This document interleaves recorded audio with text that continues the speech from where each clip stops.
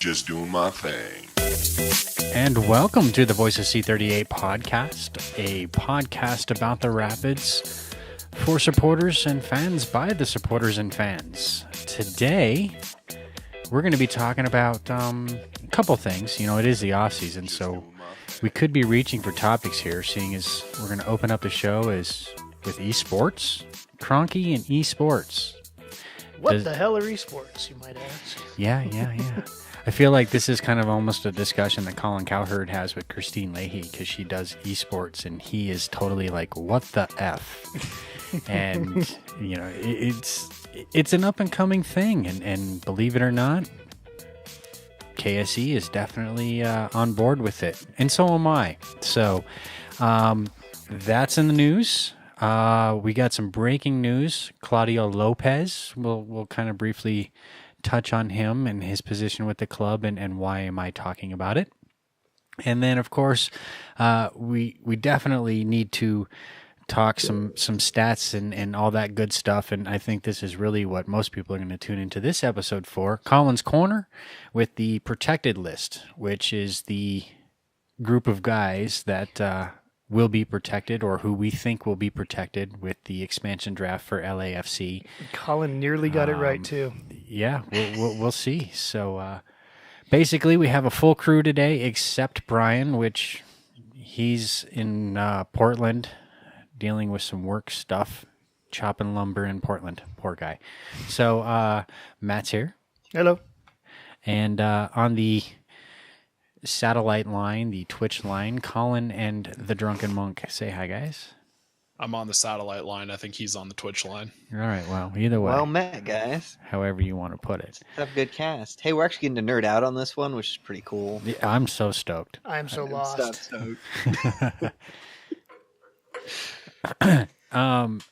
Yeah, so Cronky, go. I mean, they announced, not officially like KSE or anything. It was kind of deep buried in the Twitter things, I guess. For those of us that are gamers, we would have noticed. But actually, Matt was the first one to put it out there. I retweeted something. Where did you find that? I don't remember. Denver Post. No, maybe? it happened quite a few months ago. They right. Make but that's a real what announcement about it. No, I saw some on Twitter and I retweeted it because I didn't know what it was. And what is it? It might have been Denver Post. I can check, I suppose. Okay. So while he's fishing that up, basically what it is as KSE, which is the group that owns the Nuggets, Avalanche, and Rapids, the entertainment group, they've also now announced that they own another professional team in esports. And the team is the LA Gladiators, which is an Overwatch team. I don't know. How do you... Came from Business Insider. It was a Business Insider article. All right. So to explain Overwatch, it's what? Austin, you're more of the gamer technical guy, even though I play the hell out of it. How would you define it? So it's basically a team first-person shooter.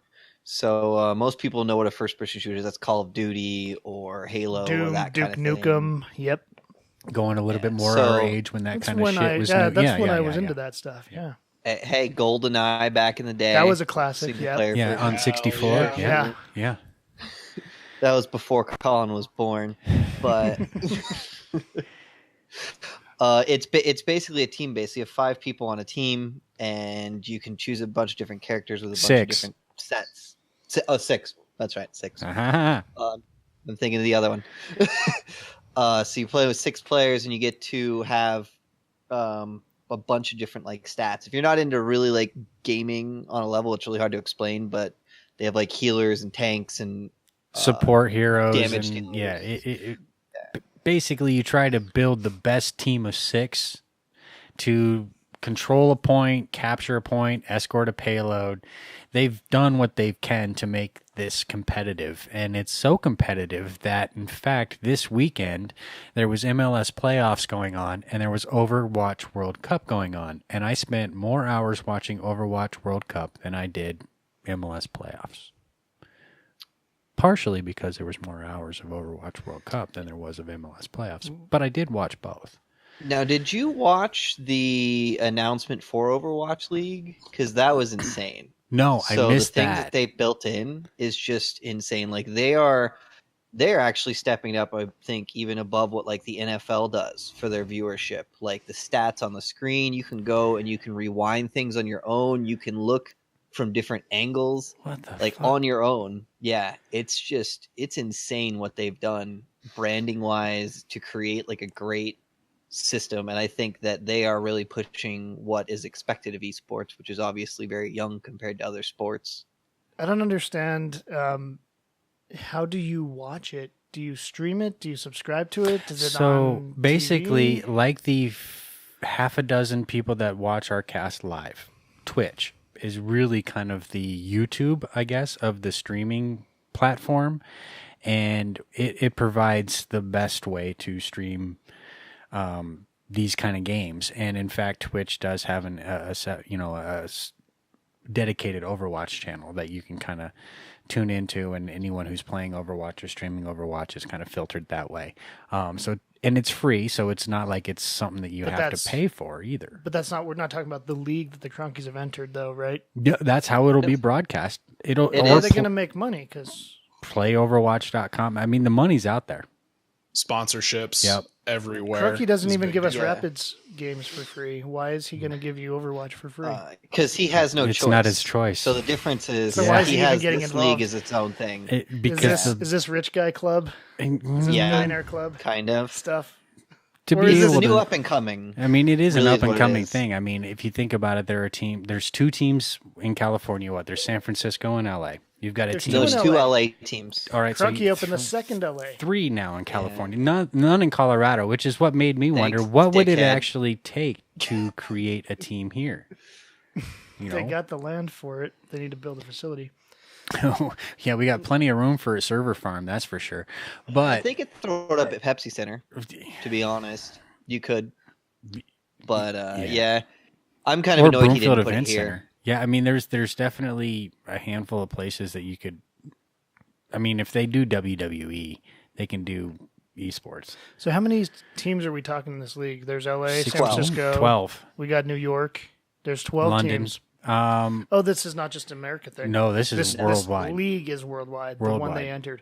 Yeah. Because I thought it'd be like there's a league and then there's a World Cup and they're two different things. So the World Cup is kind of similar to soccer World Cup. There Right. you have your country, so you have your Right. best players from each country. And in the past, these guys have either been a team and they've played together full on, or they've been a part of other teams and then got together as a World Cup. And most of the France team was a part of other teams, and then they kind of came together to build this super epic France team, which didn't go as far as they thought they were going to go, but it's really hard to beat those South Koreans. And Now, is this- Overwatch League is a first really in esports because in esports it's always been just kind of people would invest and create a team and for across games, across platforms. You would have a team like Cloud9, which has like 3 different teams and a bunch of different games from Hearthstone to Overwatch to League of Legends to that kind of thing. And Overwatch League is the first one, I think, that truly is trying to create like an NFL or an MLS where we're a league, you come in, you bring your team here and you play under our rules, our policies.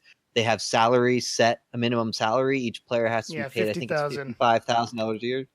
Which I'd just like to point out that is astronomically more than the women in the NWSL have for a minimum salary. That's absolutely true. But also, do these people have to live in LA or can they do it from anywhere in the world? They only need to be there for Because 50 the grand matches. isn't going to get you far So in LA. I was a PR director for an esports team. We were OFMG, and we were basically What does that stand for? oh my fucking god. Oh, MF. Wouldn't that be Yeah. MFG? Yeah, Yeah, you well, said it- OFMG. Yeah, Oh, fuck my God. is yeah, what you it was said. the other way around, but it just came. That's how it was supposed to be. And you put your captions around it or whatever. So we were mostly Unreal Tournament, but we would also do Duke, and we would do a couple other games. And that's kind of what you needed to do is you had to have multiple games, Team Fortress and whatnot. So I would play a couple of them, not every part of the game that everybody else played in the on the team. So you had a vast team of players who played different games and they were better at, and depending on the tournaments, you brought them in for each tournament. Now it's kind of getting more dedicated towards each individual game. Overwatch, for instance, Battlefield's another one I made. So Overwatch is a game. It's a game. It's a specific game. It's a specific game. Okay, it's not like a grouping. No, yeah. So and I made a Battlefield reference on one of our other casts or on tape. That's another one. Star Wars, each game now is coming out with more and more multiplayer. Destiny 2, which is one that the other guys also play. So there's definitely a whole lot of games that are getting bigger and stronger as far as competitive gaming goes, but Overwatch is kind of paving the way. And I read they're the first league. I read the they're franchise going to fee. offer. What's the franchise fee? I read the franchise fee was something like $2 million, or was it $20 million? It was insane. I mean, this is not. This is not just like kids in a basement anymore. This is nuts. No, this is not. No, they train. They actually like go to the gym to keep their physique up so that like they can play for long hours. They play like 60 hours a week or more, and they play together. Why is the competitive eater never fat? They just like, it's really like insane the amount of training you have to do. I actually competed in a professional tournament at DreamHack, and it's insane the amount of training that you actually have to put in. Like, people that would argue that it's not really a sport don't really understand what goes into actually training for these games. These guys' reflexes are insane. It's like NASCAR is not a sport, right? It's like it actually takes a lot of endurance to sit in that car and control it for that long. And a pee bag. And a pee bag and a lot of sweat. They dehydrate a lot. Do they wear fire suits while they play Overwatch? No, but they do have jerseys. No, but I know they have jerseys. jerseys. That's pretty cool. And Overwatch just recently released the uniforms for each team, and we've gone this far, and we didn't even mention the team name for the Cronky owned team. Yeah, and I want to talk specifically about that team too. The LA Gladiators. The LA Gladiators. Okay. I think he explained why. Here, Josh explained why they named it that. It was something to do with the Romans and the Christians and the fighting. They just want to be generic. It was not, but sadly it wasn't generic. There was an explanation that was just forgettable in every way. Well, what it made me, I think because it was the entertainment value of the old gladiator. Had he even played the game? Stan? No, this is a Josh thing. No, and 100%. I'm just saying, had Josh even played the game prior to making that statement? Because all I could think was Reinhardt. And again, this is something that it's over your head unless you played the game, but it just kind of was like, tell me you didn't name a team after one character. I don't know. Mm-hmm. They chose the lion, I think, as the logo because it was the Christians versus the Lions. And the spectacle that was reminiscent of this Overwatch. But speaking specifically to the team, is it 6 specific guys hired and drafted and picked for this specific team? Yes. There are 7 on this team. There's because an one guy's got to case. bang a drum or something. Well, no, in case someone gets sick, breaks a finger. I'm too sick to play video games because all there's day. still other Overwatch tournaments going on too. So you've got to think some of these players might end up in a different tournament outside of Overwatch League and that kind of thing. And it also will depend. They're very specific on what they play. So it'd be like you need a defensive sub in soccer. You need a tank sub or something. So they're running someone that can kind of swing in and do stuff. He's true. I'm a horrible DPS player. Like, I couldn't be up front or nothing. I'm a healer. Don't use me for anything other than that. Like, I can be a tank or a healer, but don't expect me to be anything other than that. I'm useless otherwise. So, and he's right. Like, you definitely want to kind of, it's kind of like fantasy football gaming. Mm-hmm.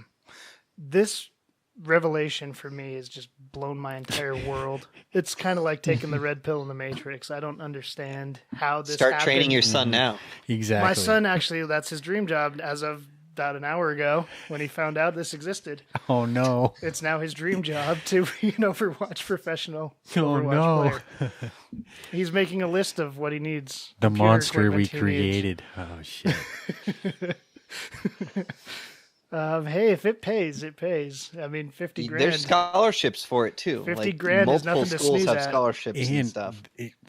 Austin's not wrong. There are colleges already, like named colleges, D1 colleges that have video games. I think Stanford does as a major, and depending on certain things, they definitely are a part of tournaments against other colleges, and it's getting to that point where there are collegiate players now, collegiate video game players, and here we are in our late 30s going, fuck, we missed the boat. Yep. You're way past your prime in 30s. It's not like other sports. Like your reflexes. Well, I don't just know, can't man. keep I up. was watching some of those guys. There, a couple of them Canadian dudes were definitely close to my age, but yeah. I mean, it's WASD spacebar mouse. Like, I mean, your tab. You got all sorts of keybinds and stuff. But this is a soccer podcast, so well, it's also a cronky. It is a cronky thing. So that's kind of how we're putting it in there. My initial kind of thing was, I guess whatever distracts the cronkies is good for us, because I've been told time and time again that they only focus on one thing at a time. But it also seems like they're slowly moving their base of operations to LA. Which that can be kind of a scary thing. It also doesn't matter to but us they because can't LA's do anything. saturated. LA's saturated with soccer clubs. That's and true. they can't do anything. You can't own an NFL team in the same place that you have a regular sports team. I think esports is outside of that realm, but it's the reason that he could never own the Broncos. Okay. Because you can't own an NFL team and own other teams within that city or state or whatever. Yeah, there's policies within the NFL. That's the whole thing. It's something about competing markets. One of my friends actually works for Altitude, so he could probably speak more on that. But anonymously, probably. I don't know if yeah, Altitude has I'd a figure wrath. probably anonymously. I'd assume there's a wrath involved with Altitude. We can ask Richard Fleming on Sunday. Hey, hold that for a second. That's the end of the cast news. I like to tease. Yeah. Stick with us for another 40 minutes, people. Thank you. If we make it that long. Yeah, I think that's all the esports questions. I think we're done there. I'm amazed that's a thing. I'm happy it's a thing. Whether KSE is involved or not, it's nice to see. And gives me all the more reason to play Overwatch, and my daughter has convinced her mom to buy her a PS4 so I can buy her a game for Christmas, and it works out all perfectly. You need to get PC. PC's where it's at. Hey, build me one, man. Since Glenn Zima mentioned... All right, build me one. Since Glenn Zima mentioned South Korea destroying us, and I guess everyone else, we talk about the world stage. Are they the Brazil? They are absolutely the Brazil of Overwatch. How far ahead of us are the world are they? This is a regular thing in Korea. You're a celebrity in Korea for this. This game. is true. Last year, this as well as many other video games. I mean, StarCraft was the big thing that people had a preconceived notion that it was their the official sport in their country, which that's not true. Yeah. But it's still competitive video gaming is enormous in South Korea. Yeah, there's no argument with that. It's probably the biggest country as far as video gaming and esports go. But last year it was Overwatch Russia alone versus South Korea in the final, and Russia got swept. This year, they swept everybody last time. The World Cup, they literally didn't They lose. went all the way through. So this year, it was kind of like every team's mission to try to beat them. And every team got probably one round in, but then once Flower kind of got space and they couldn't shut him down, it was one guy versus the world. I mean, U.S. and Canada are the only two, I think, that actually got a point out of them. I think you're right. An entire map and round. Holy shit! Yeah. A guy named Flower is going to be the Pele of Overwatch, and that's Flower with a number 3 in there. Yeah, with the 3 for the absolutely. Oh yeah. I just think of the skunk from Bambi. And the funny thing is he sits at the end too. He's like the goalie of the whole team. He's just right at the end. He's the quiet guy. Everyone else does their own thing. You could tell the personalities, and then there's just Flower, just don't fucking touch me. I'm the Zlatan. I mean, that's kind of really what he is. Shit. I mean, he's I know who Juan's a fan of then. Right. He's untouchable as far as Overwatch Overwatch goes.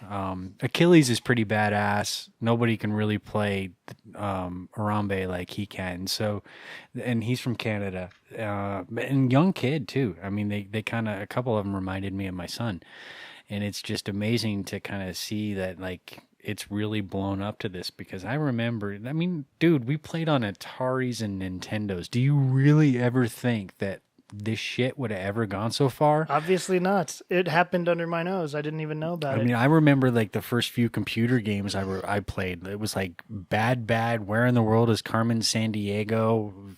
Leisure Suit Larry. Like this was the shit that I was playing on a computer. You would have played that. Of course I would have. But I it played just, those too. You see?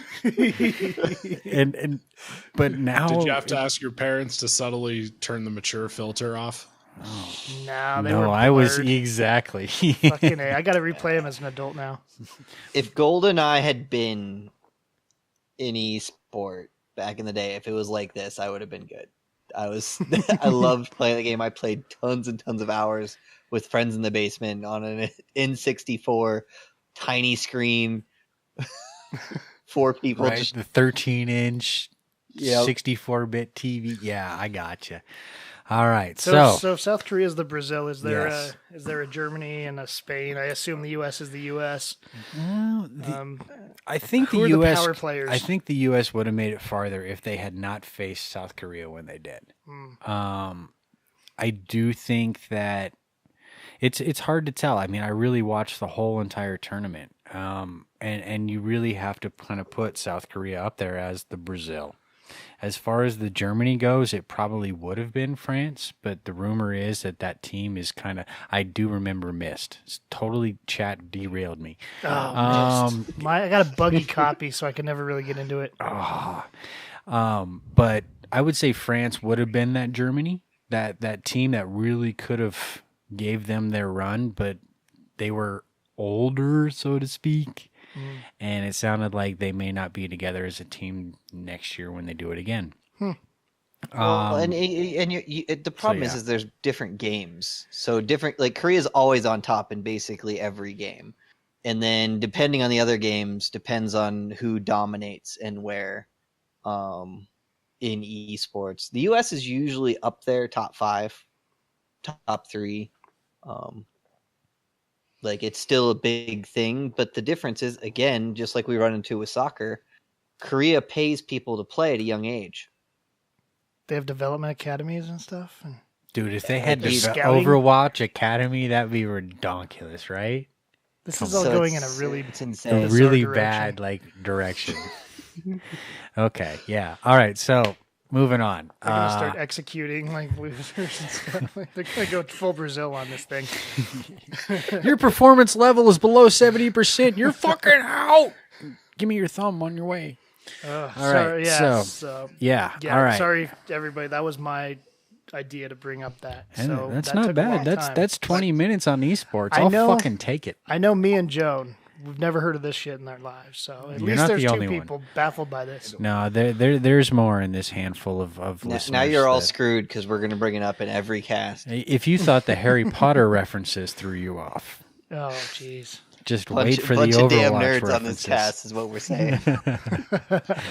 Okay, so I've never been the cool one before. This is really cool. Well, your son will help you. We'll help breed your son into the professional Overwatch realm. All we Yeah. ask for is 3%. Speaking of coaches, You Yeah, saw the- my segue, We dude. don't have any Yeah, news. We don't have any Oh. news. No, Austin totally got it. That's exactly what I was doing. I was going on a segue there. Speaking of coaches, mentorship, older dude, experienced guy helping a young team, Claudio Lopez ended his career here, had a good career in MLS, got to see him around the front office. He's done now with the Rapids officially. We wish him the best. Bye, Claudio. I don't know you doesn't well. he have the Bummer. best record as a head coach? Yes. Like 2-0 or 2-0, something? yeah. 2-0. 2-0. And both of those games were offensive games.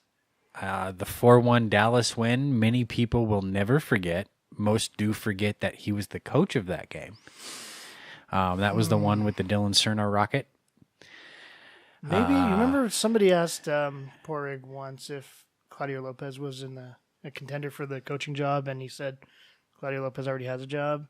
Well, what if Claudio said, "I want the job or I'm out of here," and he's not it?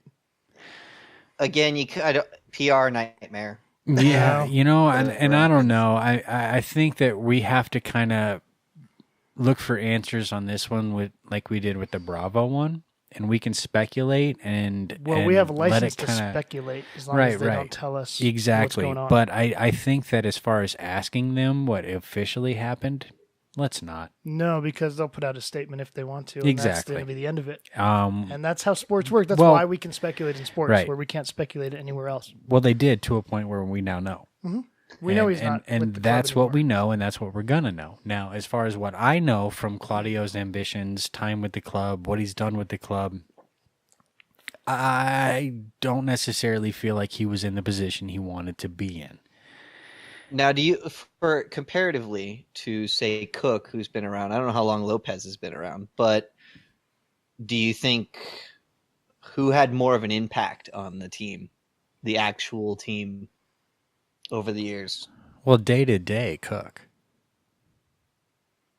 But as far as certain transfers and certain things like that, it's hard to tell because we know kind of what Cook's influence was as the coach, as the assistant coach, but Claudio's job as quote unquote director of soccer, we don't know exactly what that meant. he was kind of all over the place. And even over the last year or two, even that had kind of changed. Because, I mean, at one point, we saw him on the bench next to Claudio or Pablo almost all season long. And yeah, he did coach a couple games when Pablo was suspended. So his role was kind of just, in a weird way, before Padre got here, kind of a way to keep the front office and coaching staff together.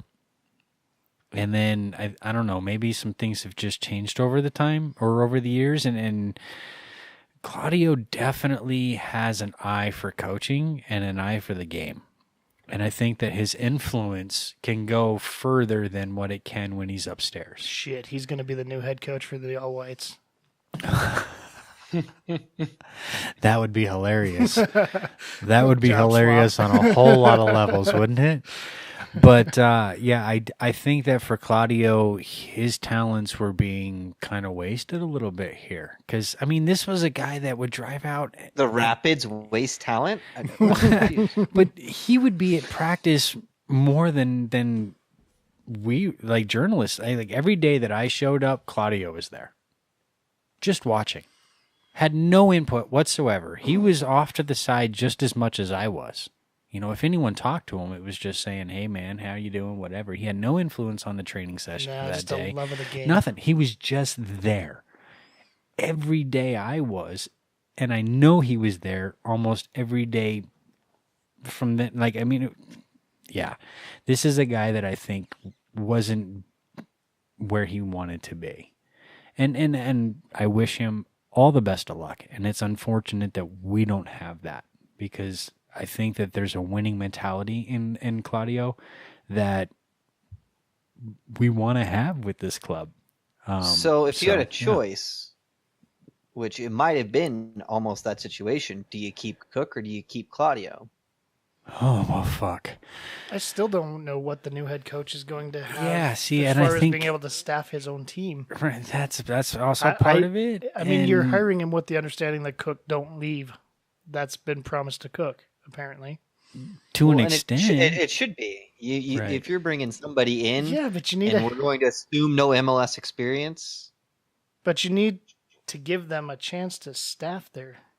But that Coaches. still leaves you like 4 coaching spots. I know. open.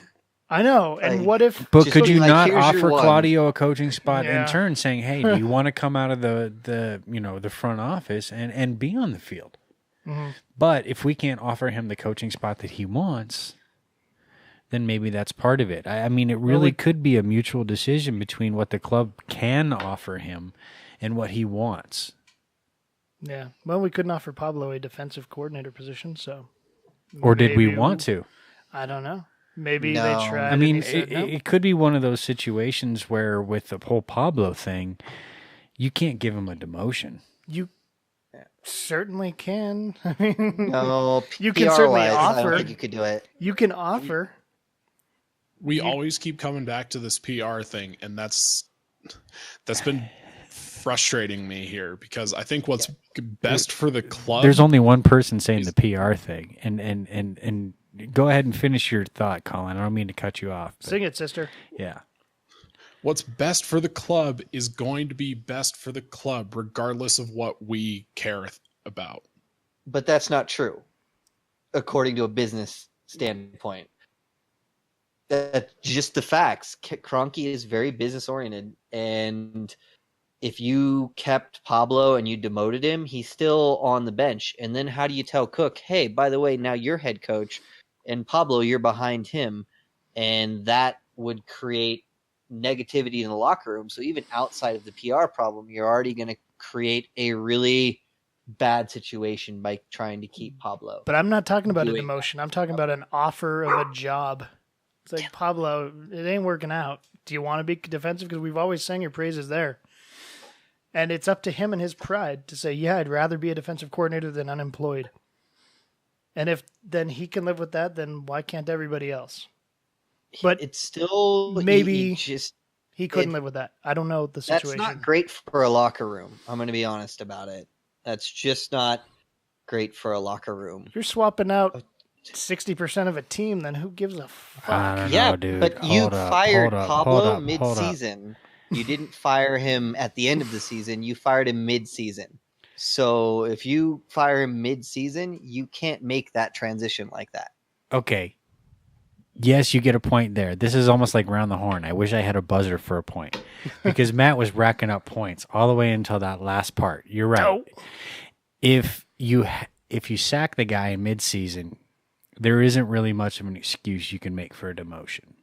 Now, if we a job offer, I'm not Right, talking about right. assigning him to another position. That's how it, in Austin's eyes, PR, he's looking at it The as a optics. demotion. Yep. So if this had played out, because it's not like Cookie's run was much more impressive than Pablo's. I mean, he won 2 games.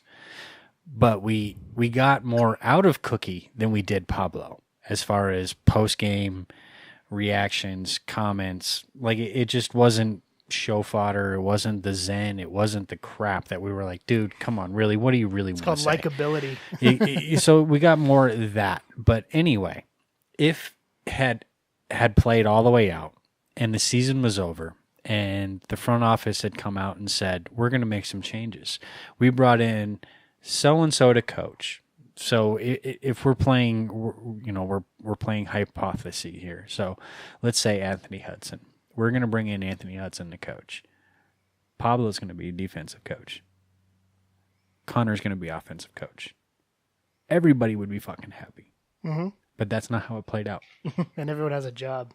But And the team is that's better not for it. how it played out. And it's a harder sell everybody- to a head coach. Everybody plays You're to their you're strengths. saying I know, here's and 4 it's coaches that totally you have to deal with. absolutely up to Pablo and whether he thinks he could deal with that. I'm not saying any of this ever happened. I'm saying maybe it didn't, and maybe it should have. Maybe the offer should have been extended. Maybe it will be. Maybe he's just laying low for a year and coming back. Could be in something some like other that. position. Maybe he's going to take the director of soccer position. Who knows? Who knows what's going to happen? There could also be an emphasis inside the front office and the club of now with that happening the way it did, the Pablo experience, so to speak, they might be a little more leery as far as bringing him or anyone else back who's been There's a part of the club. bad PR. Yeah. Well, I don't know if I would say it bad PR, but it just reflects Hey. badly at the moment. If you're going to pull some PR boners, do it when nobody gives a fuck about your team. Because there's no public really looking to relate with them right now. Yeah, but okay, look at it. You're looking at your fan base right now is decreased significantly. Your only fans that are continuing to show up and the only sections that are continuing to be full are your supporters, and your supporters are saying Pablo out. So you bring Pablo back in Behind the any scenes. capacity. it just looks bad. Yeah. What it looks like is that you're just gonna have I think, All right, Pablo dude. There's a again. way to handle that I- in a weird way, and I think we all recognize Pablo's defensive abilities. I was gonna say you could easily I- sit there as a club and reach out to those supporters if you want to say they I don't were. think you even have to. I think that people will forget because out of sight, out of mind. They just know we're winning, and that's what we care about. If we have a strong defense, But we're not winning. No, we're talking You're about making hypothetical- a huge assumption We're talking that about we're a going to win hypothetical with that. situation. Well, you can. Anyone can make an assumption at the beginning of the year that we're going to win with this piece and we're going to win with that piece or whatnot. But I do think that there are a lot of us out there, and only our fans can tweet back at us and tell us otherwise if we're wrong, that having Pablo, hypothetically, or if the situation had gone that way as a defensive coach, I don't think really many people would be unhappy with that. And if those who would get over it pretty quickly Because he out of would- sight, out of mind. right, He wouldn't and be, he would be- wouldn't be in the public eye. He would be the defensive coach.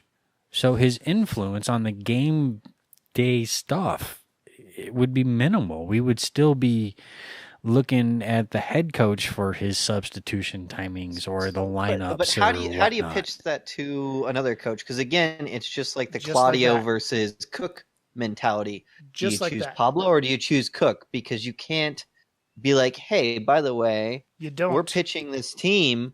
You You don't get any coaching spots. You It's don't literally you're understand. coming in to deal with a bunch of coaching staff that's yours. You That's don't not understand. Pablo is losing his job anyway. He would be You lucky tell if he him, got that we're job. not gonna keep you on. Do you? No, want I'm not to come talking about back as a Pablo. I'm defensive coach? talking about the next head coach. Okay. You have to pitch that to the next head coach. You already have to pitch that he Because you're can't fire saying Cookie. You've You already have to told him pitch Cookie's got Cook, his job. You'd have to pitch Pablo. Yeah. Who says they didn't? How do you know they didn't pitch all of them? We've only known about Cook. You don't know what the promises have been made. Maybe the head coach doesn't have anything to say about his staff. But you don't know what's been made either. No, My I point don't. is that that's a course hard not. sell. That's a hard sell to a head It's coach. already that you're been going- made. You're coming into a losing team that was Uh-huh. bottom of the table, Uh-huh. and we're going to make you deal with the coaching staff that we had last year. Which is, as far as we know, what's happening.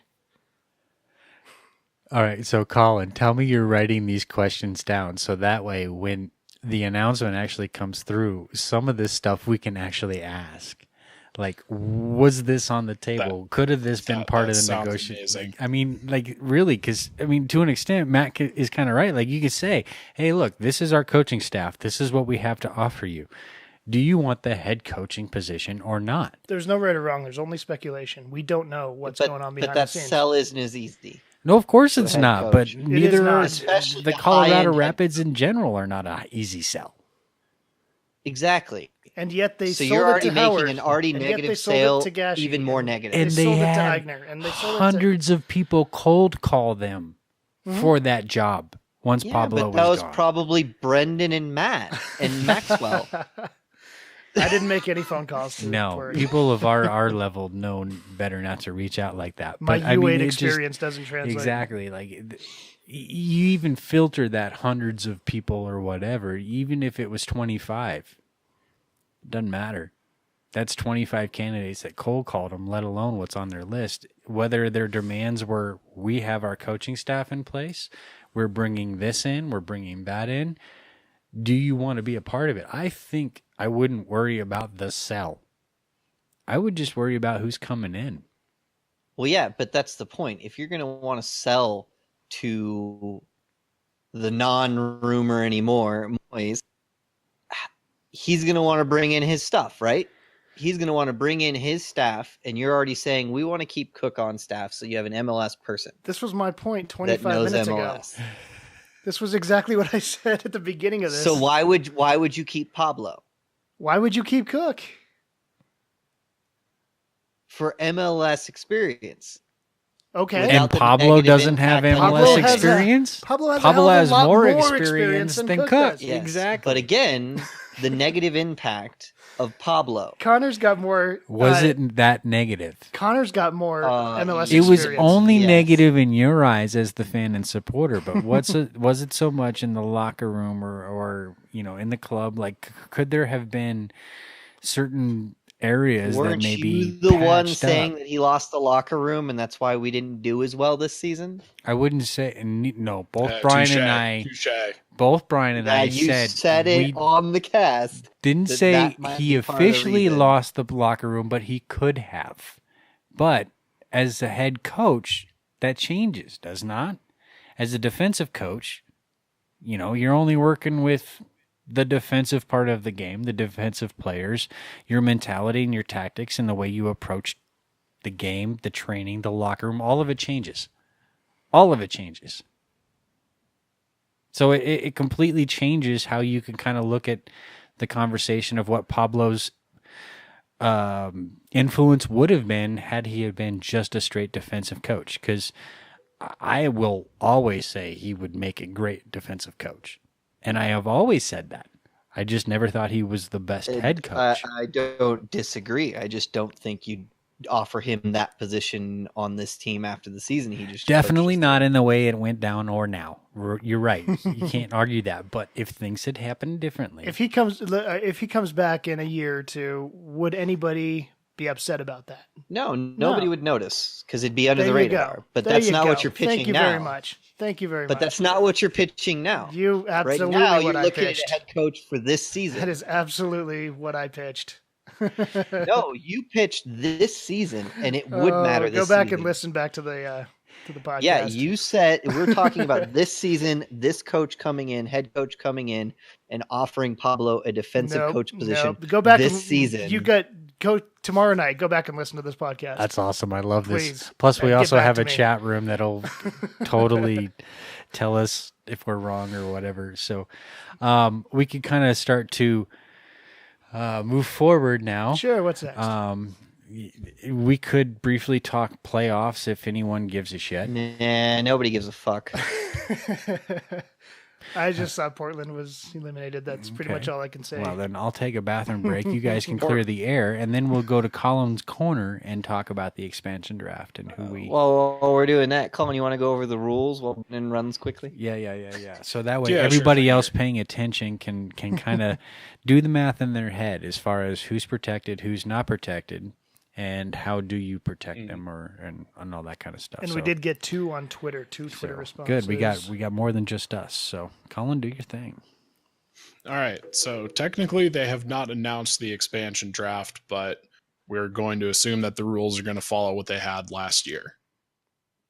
So as LAFC is coming in, they get to pick probably 5 players, same as what happened with Minnesota and Atlanta. Each team gets to protect 11 players. Generation Adidas players would be considered automatically protected and thus don't count towards that 11. And homegrown. No. Well, hear me out. Generation Adidas, you can graduate out of. So for us, we had Eric Miller and Marlon Hairston as 2 people in that Generation Adidas. They're out. They don't count anymore. Well, that's disappointing. Homegrown players are automatically protected if they are on the reserve or supplemental rosters.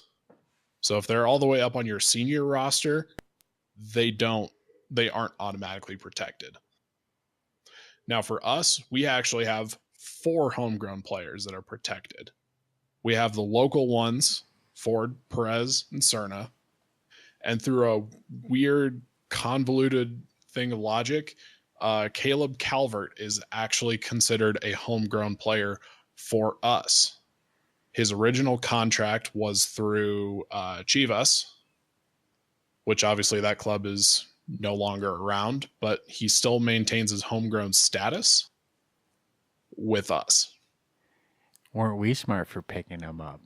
When the team folded, who did we pick So up? with that mindset, homegrown. when Columbus moves to Texas, does all of their stuff transition Like as Will well? Trapp? Or That's it. You- That's you well. would That think you.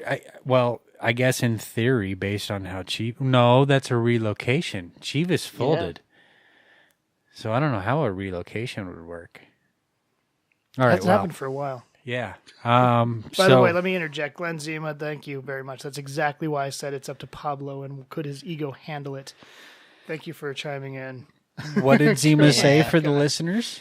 Basically, in a nutshell, he said he wouldn't mind Pablo being a defensive coach, but he thinks it'd be awkward for a new head coach coming in, knowing the old coach is looking over your shoulder, which is why it comes down to Pablo being able to handle it, the position, and the ego. And your new coach. It has to do with your new coach as well. And what do we know of Pablo? Do you think he could have handled that? No, I No. don't know. Meh. I wouldn't think so. Not at all. Pablo needs to go open up his tequila distillery and All right. So who was protected last year, Colin? So for last year, homegrowns Caleb Calvert, Zach Pfeffer, and Cerna were automatically protected. Remember Pfeffer? Shit.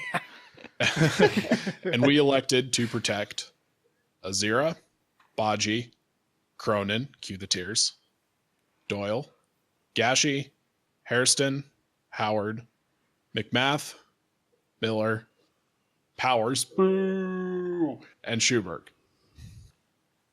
now we made a deal last year Yeah, to we keep think. Watts off of being picked up. We think there was a deal. We never got Yeah, confirmation. We on didn't that. get 100% confirmation. It's pretty but much Yeah, well known but between it's us and Burgundy Way. We're basically pretty fact. sure. Yeah. It's not, Basically we don't know fact. it's true, but we know it's true kind of thing. We have no evidence, which means we're probably right. Apparently, there was handshakes between Atlanta and Minnesota to keep them from picking certain players from us, which included Watts. That was one of the names that was thrown at us. So, with that being said, rules have changed this year. Which did you go over that? He did. All right. So, where are we at? Who wants to go first? Go ahead, Colin. Because I just Yeah, kind of it's your watched off yours. shot. I built off of yours. All right. So my 11 are Eigner, Azira, Baji, Gashi, Gat, Hairston, Howard, McMath, Miller, Schuberg, and Saeed. The somewhat notable people I am leaving off are Boateng and Watts. Fool's errand. Brendan. Who'd you keep? Eigner, Baji, Boateng, Gashi, Gat, Hairston, Howard, McMath, Miller, Yoberg, and Watts. Matthew. I had what, well, let me see. I got to read my list. Austin, if you got All right. it in front of you, you can go. I got it. It's Eigner, Azira, Baji, Gashi, Gat, Hairston, Howard, McMath, Miller, Schuberg, and Boateng. So I wanted to throw up the two people that actually replied back to us because, you know, you get noticed on the show when you reply back to us Man, on stuff. motherfucker, stop stalling. I'm You just saying. do yours, then we'll do theirs. I gotta give. You didn't do your Matthew homework.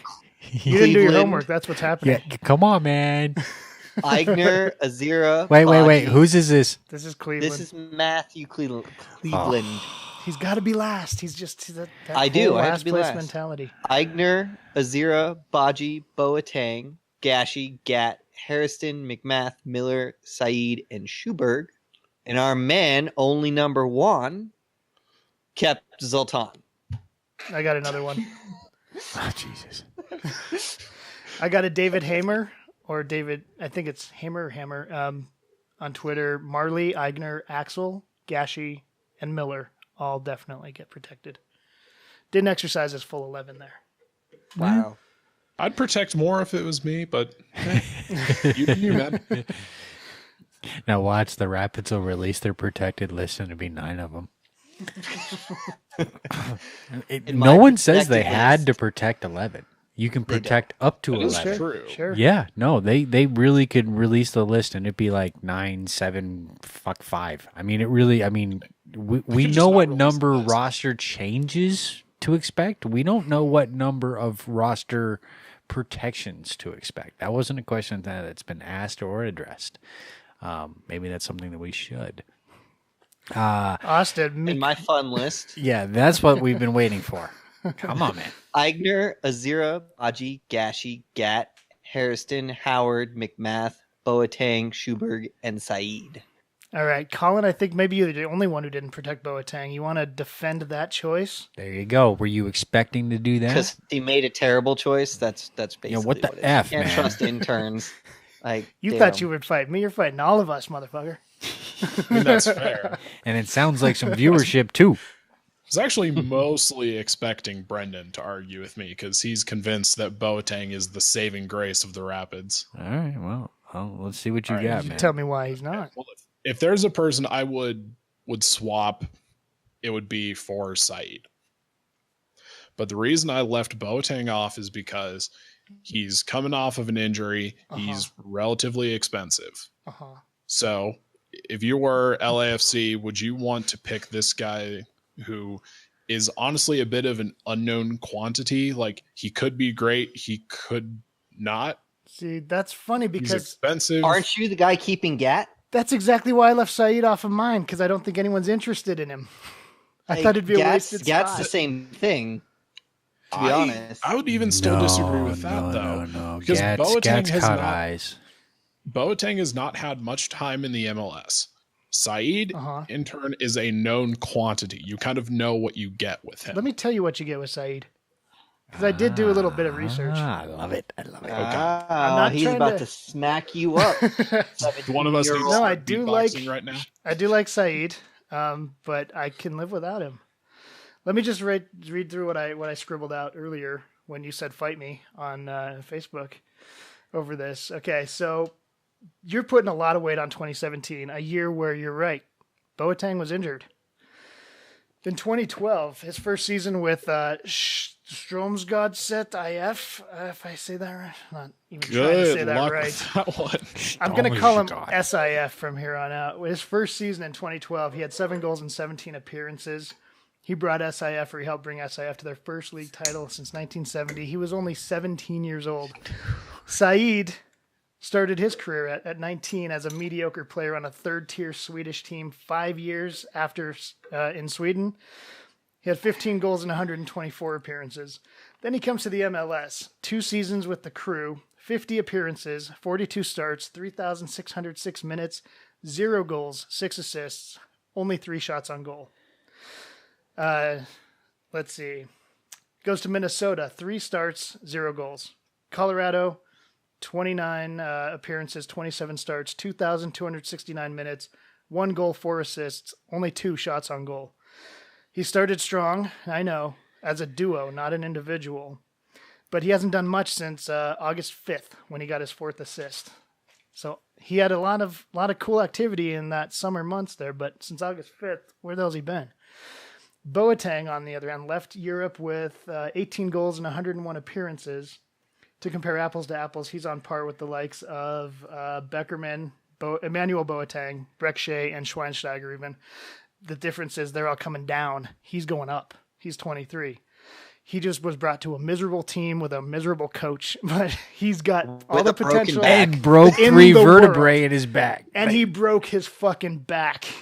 Now, Saeed just had his best defensive year ever, and he's on par with Yoshimov Yotun and Tommy Thompson. And you might be asking, who the fuck is Yoshimo Yotun and Tommy Thompson?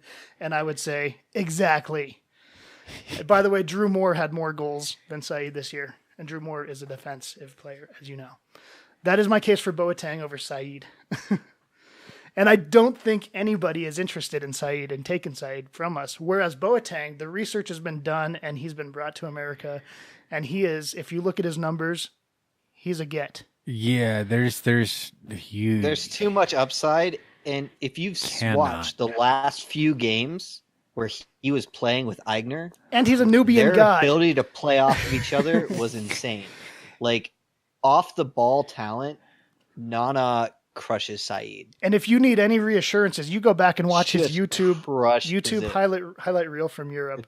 The guy is It's phenomenal. not even funny. Yeah, just wait until the guy is in form. He is- We haven't seen man. a fraction of what he really could be. I don't think the guy was 100% at all this year. No. Not even at the end. So hopefully He's one of two players that's keeping up with Eigner, to be honest. Yeah, and so I just That's it.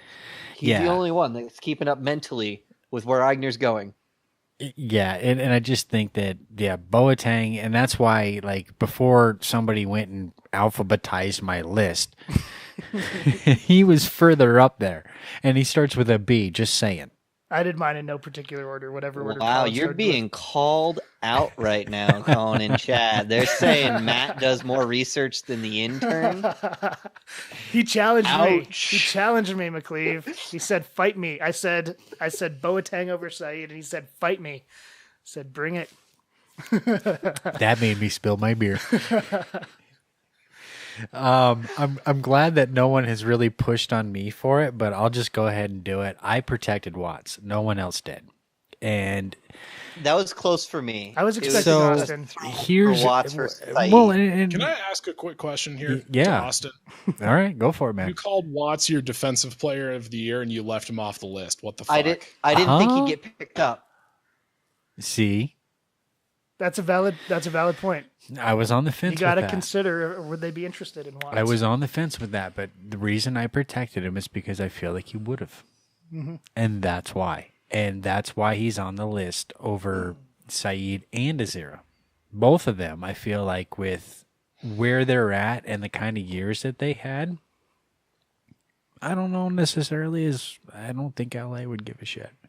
I just don't. Where I think, you put somebody like Boateng on an unprotected list off of our team.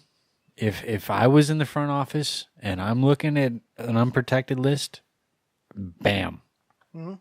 That's the guy I'm going. Especially They're if fucking you're, dumb. If you're in the position of getting players, then you know the mindset of everyone else from every other team.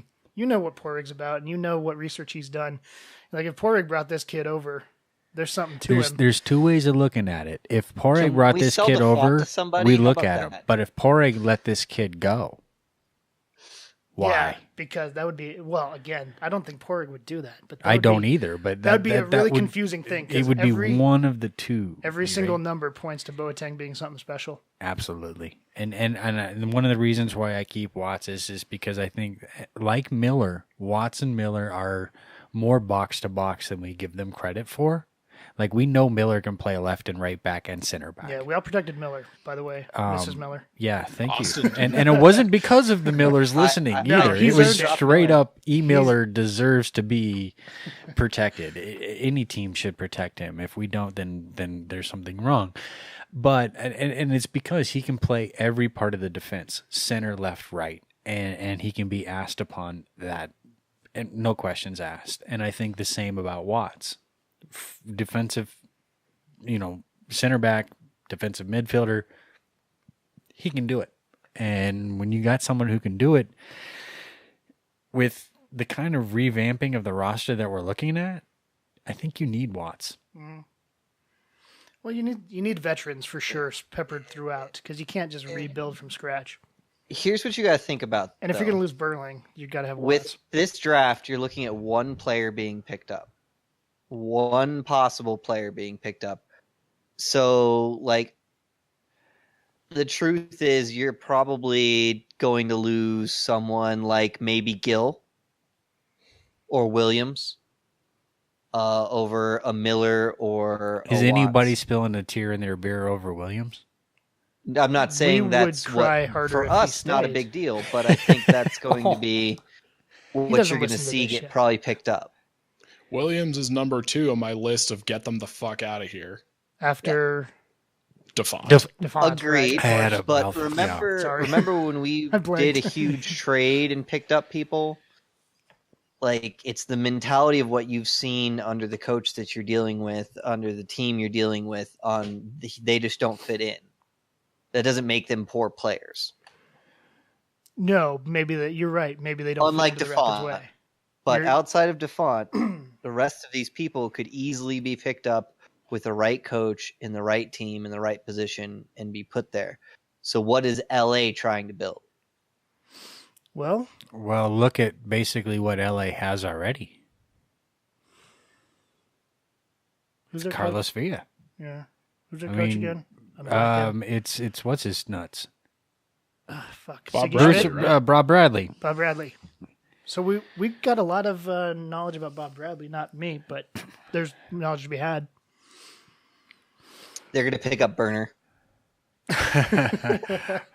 Well, I can say this much about Burner. Every single person in the organization can't believe that as a keeper, that guy has stopped more balls with his face than his hands. There was a tiny part of me that wanted to leave McMath off the list just so he could go stretch his wings and fly, man. I was feel so bad for the challenged kid. by Matt to try and come up with a reason to keep DeFont, and I couldn't do it. You know what? DeFont is like candy corn. He's just, nobody wants him, but he's there. He's always in I your face. literally was incapable of coming up with a real argument. Like, I can usually argue any side of anything. A Tootsie Roll. There's no I positive. love Tootsie Rolls. Oh, never mind then. DeFont is like the cheddar popcorn in the Oh, there you go, there you 310 go. thing. Like everyone wants the butter and the caramel, and they just shove that cheddar in your face. He's like the strawberry part of Neapolitan ice cream. It's like the last thing left in the box, but they won't just leave it out. It's like they're just shoving him down our face. What's no matter that what. nut in the mix? The Brazil nut. The Brazil nut. He's Yes. a filbert. He's Yes. a filbert nut on this team, Yeah. and he's they just won't stop shoving him in our face. What the hell?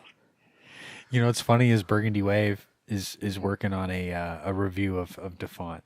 Oh, And said that they were going to go and analyze the 14 goals that were scored against while he was on the... I only So- needed to see the one in Seattle. There you go, Burgundy Wave. I just We're gonna kept need your article a ahead of rating time. below F minus minus. Right. Well, if anything, that would be Austin's attempt to try to convince to keep DeFont, or anyone's attempt to why keep DeFont. I mean, and you know, some people have bad years. Some people belong in certain divisions, and you know your place, and it's as someone who tried to the problem get with there, him you is know that your it's not place. like he came in out of college or something. Yeah, He he's play- had a he's career. No, played this was Sacramento. professionally. He came from USL, He's Yeah, basically he won the came out of a lottery. professional league, semi-pro. and so he should be have been prepared and really had that drive to prove his worth to continue to stay in this upper league. And it didn't seem like he had that, and he got tons of opportunities to do it. He So got it's not like more he had a couple opportunities than any other USL player, except that kid out of Minnesota who ended up fucking scoring a lot of goals. But that's just a whole different scenario. But as far as the way DeFont came into the league as someone from USL that kind of in a weird way got a promotion, he got a lot of opportunities. And we as fans and supporters got to see every one of those opportunities, and we all watched them with a magnifying glass, and none of them were good. He was a significant part of basically every goal that was scored on us while he was on the field. Yeah. Whether he was out of position or didn't step up or just didn't mark, like all over the place, he did nothing defensively and he did nothing offensively. So it's not like you're sacrificing, oh, he's running up and doing these amazing crosses. You He know did who I nothing. miss? You know it would be really awesome? Eric Miller on one side and Kosuke Kamara on the other. Oh. Why you gotta be all saddening on the Oh, cast? man, just saying. Oh, make me sad. Holy fuck, guys, we're an hour in. All We right, time to wrap are. her up. Brendan, I've got another question for you here. Shoot, man. Oh god. Why did you not protect Azira? No one's going to pick him up. That's why. Do you really think that? Yep. Being our Iron Man after this year? We're one team. And I don't think Bob Bradley gives two shits and a fart about anybody on our roster, let alone a zero. You give me 11 guys, and I looked at who I had and kind of what we had to choose from versus that, the team that was kind of looking at it, I just feel like, nah. And not only that, I also kind of feel like our front office is ninja. And if they couldn't protect somebody they wanted to still protect, that they would have maybe worked something out. They did it last year. I got confidence they'd do it again. So that's why I left both Azira and Saeed off my list.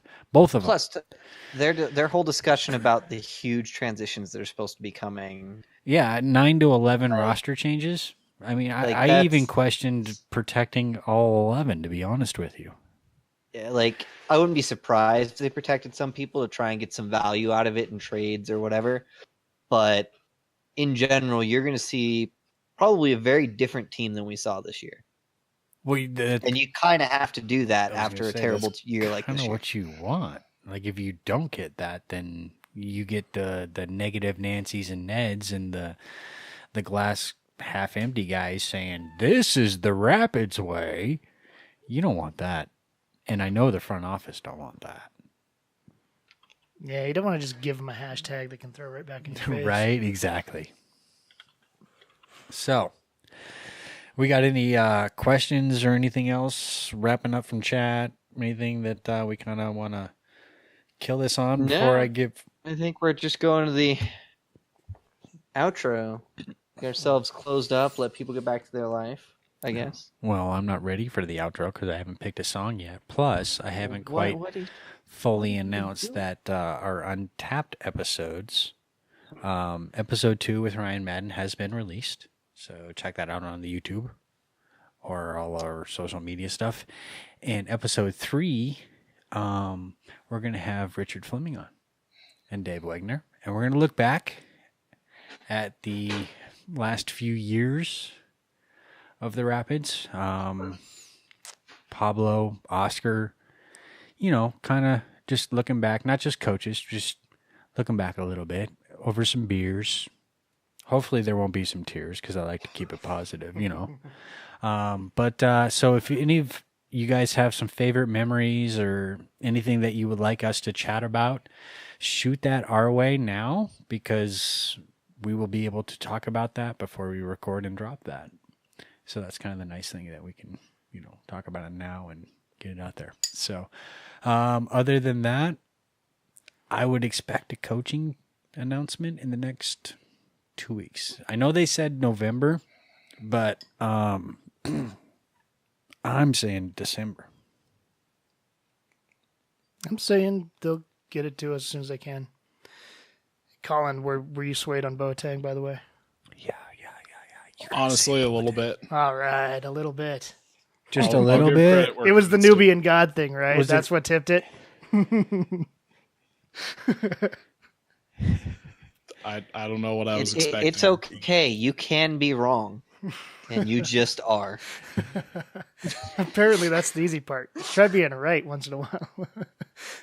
It's just part of your role, man. You just you'll learn once you become an adult. What, 2 more years, right? I am, in fact, 3 years older than Goldeneye, so suck it, Austin.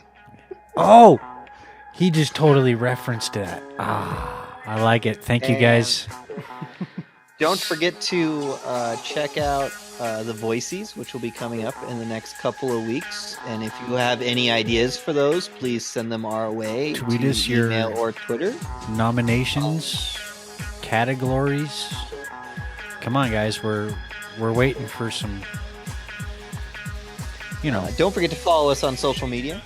Twitter at The Voice of C38, Facebook again, The Voice of C38, Discord where we chat and whatever.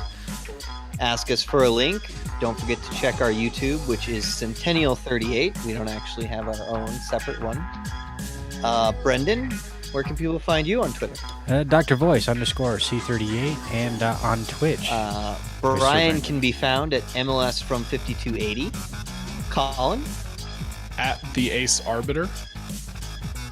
And you can find me at drunkenmonk _C38 and catch us on Tuesdays at 4:30 p.m. Mountain Standard Time at twitch.tv/drunkenmonkc38, no underscore. Catch you all next week. If you made it this far, you're really just listening for the music.